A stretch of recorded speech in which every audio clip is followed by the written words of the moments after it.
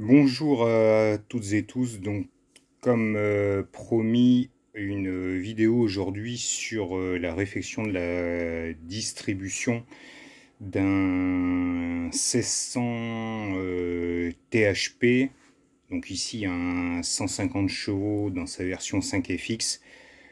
Cette distribution fonctionne de la même façon sur un peu toutes les versions du THP qu'on trouve chez Peugeot, Citroën, BMW ou Mini. Donc cette distribution a un peu sinistre réputation.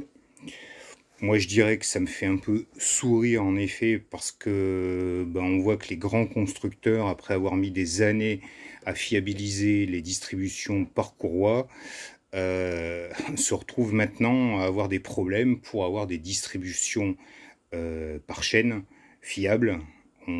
Pourtant on y arrivait très bien au temps des 4L, quoi. Mais bon, c'est ainsi. Je dirais que mon point de vue, c'est que pour moi, c'est plus vraiment le point noir de ce moteur, parce qu'en utilisant les derniers composants, c'est-à-dire le tendeur de distribution à sa dernière version, et en mettant l'huile qui va bien, je dirais, et puis en étant un minimum soigneux, bien sûr, avec cette mécanique, on évite pas mal de soucis. Cela dit, je me permets de faire cette vidéo parce qu'il en existe déjà sur la toile. Pour autant, j'ai vu quelques... enfin du moins, non, j'ai pas trouvé dans ces vidéos quelques points de détail qui me paraissent très importants pour éviter justement de nouveaux désagréments de distribution, notamment des décalages, après que la distribution a été refaite.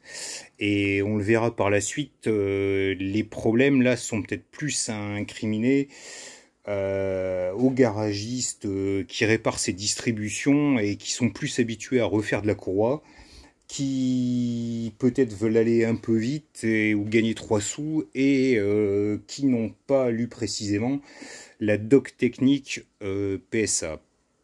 Petite parenthèse, vu que je viens d'en parler à propos de l'huile moteur sur ce moteur, pour moi le seul vrai point noir qui subsiste sur ce moteur, pour lequel on n'a pas de solution, c'est le turbo. Le turbo est très compliqué sur ce moteur, c'est un twin scroll, donc en fait deux turbos en un. Et il est fabriqué par une grande marque hein, qui est Borg-Warner, Dodge Qualitat, tout ça. Sauf que je suis persuadé qu'on leur a pas laissé assez de place pour construire quelque chose d'un tant soit peu robuste. Et ce turbo cumule plusieurs problèmes qu'on ne peut pas résoudre. Voilà. Et donc voilà, le turbo... je dirais quand il fait 100 000, c'est déjà pas mal. Donc il faut le soigner. Tout le monde connaît, si vous êtes là à regarder une vidéo sur ce moteur, tout ce qui touche au refroidissement de ce turbo. Alors, autre ineptie à mon sens aussi, la volonté de PSA sans doute pour des normes environnementales de dire que le liquide de refroidissement était à vie.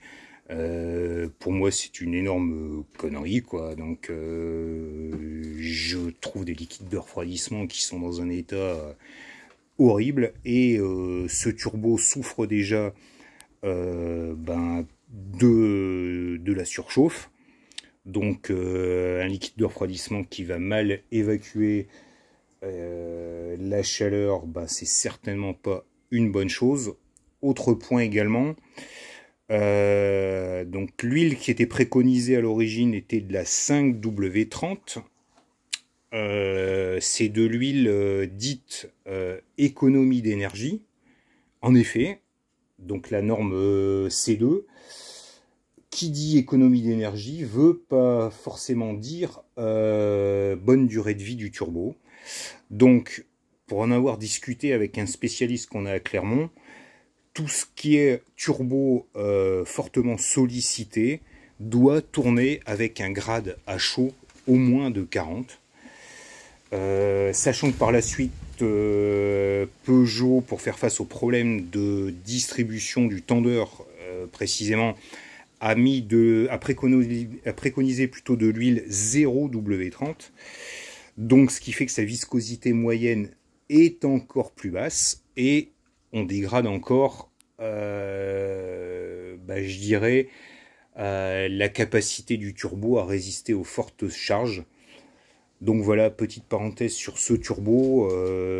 Personnellement, moi je tourne avec de l'huile 0W40 et je dois dire, j'ai pas assez de recul, mais le spécialiste du turbo en question dont je parle, qui lui connaît du côté conception, penche également vers ce type de viscosité. Pour revenir à notre distribution, donc dans les préparatifs, j'ai pré-positionné mes arbres à cam dans la position de calage avec les ressorts des soupapes. Ils ne se tiennent pas exactement dans la bonne position, mais on les mettra en place avec l'outil de calage. Et j'ai pigé mon volant moteur au point de calage. Et là, on va arriver à un premier piège. Alors, je suis pas sûr qu'on y voit grand chose. Donc, ma pige de calage est ici. Et là, je dirais, il y a un piège parce que donc, cette pige rentre dans un trou qui est présent sur le volant moteur. Le problème, c'est que la face arrière du volant moteur n'est pas lisse. Ce trou est présent sur un bossage. Et donc, j'ai déjà vu des gens qui, à un moment, arrivaient à enfoncer la pige de calage, pensaient être... Parce qu'en effet, ils avaient contrôlé, tous les pistons semblaient être a priori pas loin de la mi-course. On peut contrôler facilement ça avec des Colson ou un porte-manteau déplié qu'on rentre dans les puits de bougie, dans les cylindres. Mais en fait, non, ils étaient à côté, et comme ils tournaient le volant moteur que dans un sens, ils étaient en effet embutés. Mais ils se retrouvaient à côté du point de calage. Donc, première précaution à prendre, l'outil de calage doit bien s'enfoncer à fond.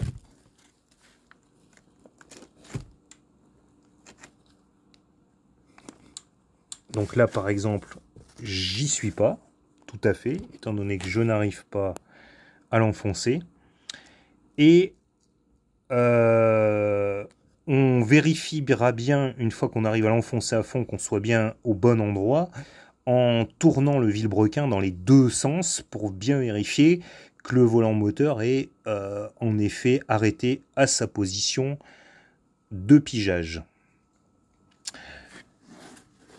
Alors, un autre préparatif que j'ai réalisé, qui est pour moi très important, la documentation PSA spécifie bien de dégraisser toutes les surfaces qui vont recevoir les trois pignons, moteur et récepteur de la chaîne de distribution. Et là, à mon avis, il y a peut-être un truc qui échappe à pas mal de monde. C'est que, donc, en bout de vilebrequin, on n'a aucun clavetage. On a d'abord le pignon d'entraînement de la pompe à huile, puis on aura le pignon d'entraînement de la chaîne de distribution. Tout ça va venir se serrer par la vis de vilebrequin. Donc moi personnellement, ce que je fais à chaque fois, je sors pour le remplacer, parce que c'est quand même pas une bêtise d'aller le remplacer quand on refait la distribution. Donc j'enlève l'ancien joint spi qui est en bout de vilebrequin, ça me libère un peu de place. Je sors, ça pose pas trop de problème, la chaîne ne peut pas tomber dans le carter. Je sors en fait le pignon d'entraînement de la pompe à huile et je dégraisse sa face arrière et son alésage pour garantir en effet une bonne adhérence, parce que c'est donc uniquement par adhérence qu'on fera l'entraînement des pignons. Donc, je répète, on dégraisse bien toutes les faces qui peuvent intervenir dans l'entraînement des pignons côté vilebrequin et côté arbre à cames. Donc, concernant l'outillage nécessaire pour faire cette distribution, et bien là on va pas y couper. Il faut vraiment un outillage spécifique de calage. On peut chercher pas, vous n'y arriverez pas sans cet outillage, mais bon, c'est des trucs qu'on trouve pour pas trop cher sur le net. Voilà, le mien vient bien sûr de Chine, pas chercher.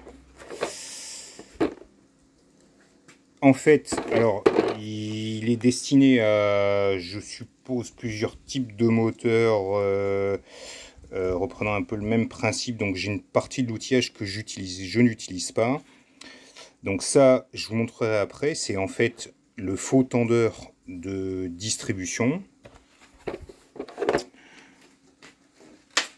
Ce qu'on va utiliser, c'est cette pièce ici qui va juste nous servir à maintenir la chaîne pendant qu'on assemble les pignons. Bon, là, voilà, je ne l'ai pas serré parce que pour l'instant il va bien falloir descendre la chaîne, le pignon. Et en fait, donc le principe est le suivant, et là je dirais la méthode de calage, la méthode n'est pas idiote, hein. Donc au point de pigeage du moteur, donc vilebrequin en place, donc là cette fois-ci je vous montre, on est bien voilà. Je perçois un léger jeu, mais en tout état de cause je n'arrive pas à tourner mon volant moteur dans aucun des deux sens.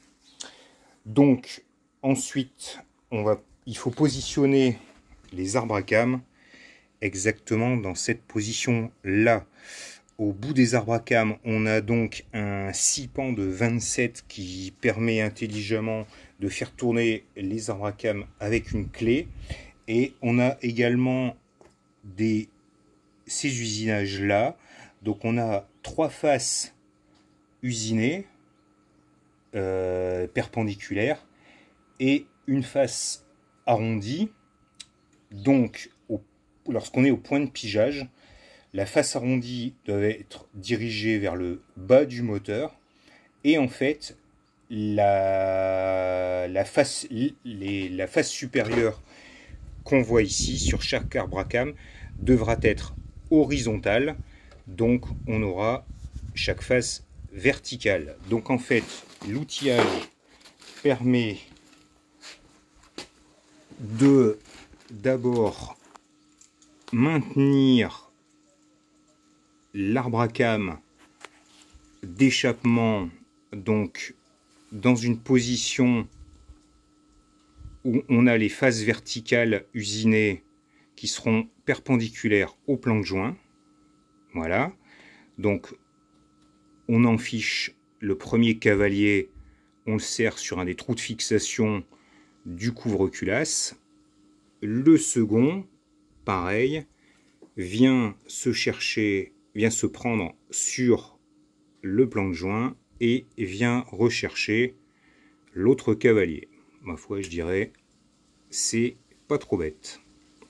Et là, mes arbres à cames sont correctement positionnés. On a vu côté outillage. Maintenant, côté matériel à remplacer. Là aussi, vous allez prendre peur si vous êtes habitué à un kit de distribution par courroie. Mais en cherchant bien, on arrive à trouver des kits très complets avec de la pièce d'origine Peugeot à des prix mieux placés que certains kits adaptables.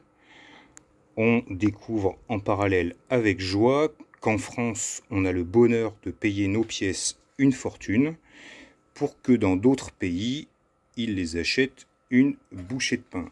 Je tiens à préciser que ce sont bien... Alors, je ne sais pas si on va pouvoir voir les étiquettes avec hologramme, mais je les ai bien fait vérifier chez Peugeot. C'est bien de la pièce officielle.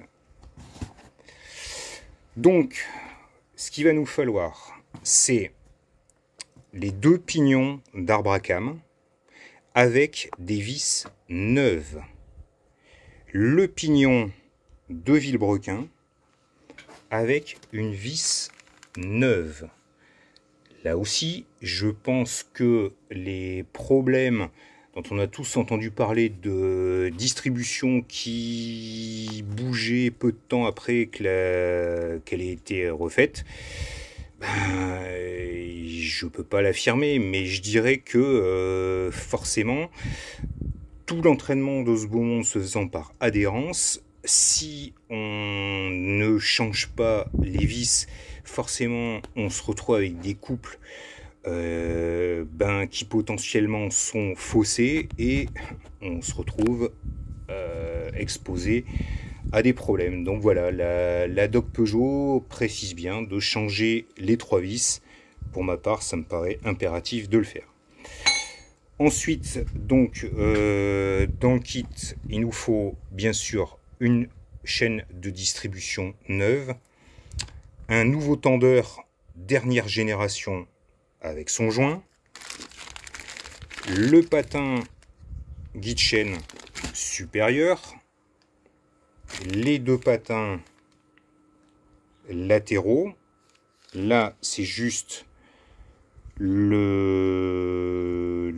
qui est en bout de Vilebrequin que j'ai juste nettoyé et soigneusement dégraissé. Dans le kit, ensuite, on a les 2 vis inférieures de maintien des guides chaînes avec les joints. On a la vis supérieure de maintien du guide chaîne côté opposé au tendeur avec son petit joint alu. Et il y a quelque chose qui est spécifié clairement également dans la notice. Lorsqu'on refait une distribution, on est censé, je ne crois pas que ça soit lié à la distribution, mais c'est juste, je suppose, pour un côté usure et pour une mise à jour également, on est censé changer les 2 segments qui sont de chaque côté de la partie collecteur d'huile du déphasage d'arbre à cames d'admission, donc du Vanos, sachant qu'à d'origine, alors par exemple sur la mienne, voilà, j'avais des segments métalliques et que ça a été remplacé par une version, donc en fait ça a été remplacé sur le 156 chevaux par des joints souples en téflon. Donc il est bien précisé sur la doc que ces joints sont à remplacer en même temps. Donc moi, comme vous l'avez vu, mes arbres à cames sont montés, j'avais des joints d'avance. Donc bien sûr, je les ai changés, d'où le joint métallique. Mais j'ai encore les 2 emballés que je récupérerai pour une prochaine distrie. Pour info, si vous regardez un peu ce qui est marqué là, vous trouverez facilement d'où vient ce kit. Ce kit est vraiment livré très complet vu qu'on a en effet ces 2 joints. Par contre, à la limite, ce qui est un peu dommage, c'est qu'il pourrait être vendu avec la vis qui va en bout de Vilebrequin, de même qu'avec le joint SPI de côté distribution en bout de Vilebrequin. Donc voilà, on a tout notre matériel, on va pouvoir commencer à attaquer la pose.